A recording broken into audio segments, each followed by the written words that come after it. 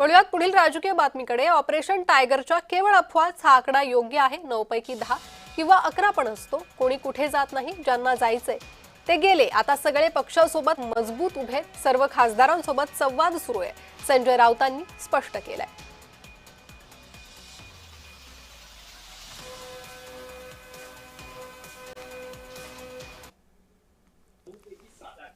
अरे नाही, आकडा चुकतोय।